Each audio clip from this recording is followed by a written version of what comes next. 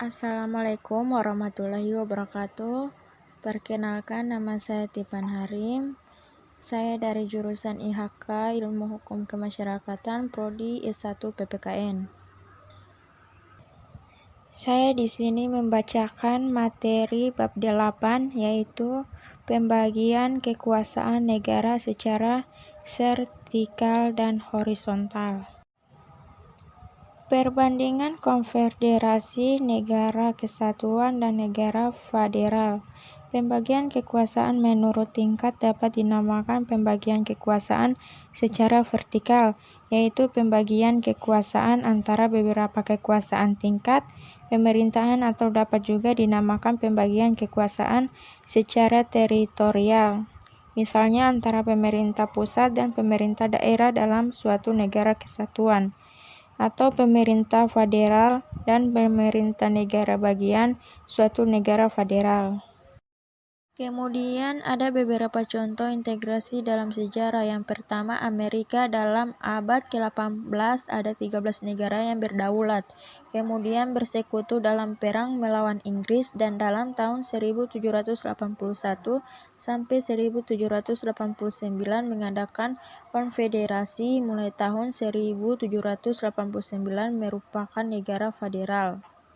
Yang kedua, Jerman. Sebelum masa Napoleon ada lebih atas 100 negara Jerman berdaulat yang dulu merupakan negara Romawi Suci. Napoleon mengurangi jumlah negara menjadi 39. Yang ketiga, Belanda pada tahun 1579 mulai dengan konfederasi yang lemah, yaitu yang terdiri atas 7 provinsi dan akhirnya menjadi negara kesatuan. Kemudian beberapa macam negara federal. Boleh dikaitkan bahwa tidak ada dua negara federal yang sama. Menurut C.F. Strong, perbedaan-perbedaan itu terdapat dalam dua hal, yaitu cara bagaimana kekuasaan dibagi antara pemerintah federal dan pemerintah negara-negara bagian. Yang kedua, badan mana yang mempunyai wewenang untuk menyelesaikan perselisihan yang timbul antara pemerintah federal dan pemerintah negara-negara bagian. Kemudian perkembangan konsep trias politika, pemisahan kekuasaan menjadi pembagian kekuasaan. Pembagian kekuasaan secara horizontal seperti di muka sudah disinggung adalah pembagian kekuasaan menurut fungsinya, dan ini ada hubungannya dengan doktrin trias politika. Trias politika adalah anggapan bahwa kekuasaan negara terdiri atas 3 macam kekuasaan.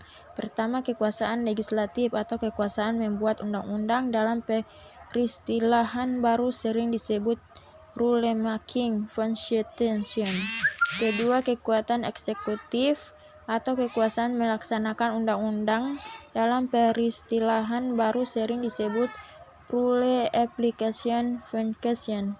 Ketiga, kekuasaan yudikatif atau kekuasaan mengadili atas pelanggaran undang-undang. Dalam peristilahan baru sering disebut rule adjudication function. Baik, itulah materi dari saya. Wassalamualaikum warahmatullahi wabarakatuh.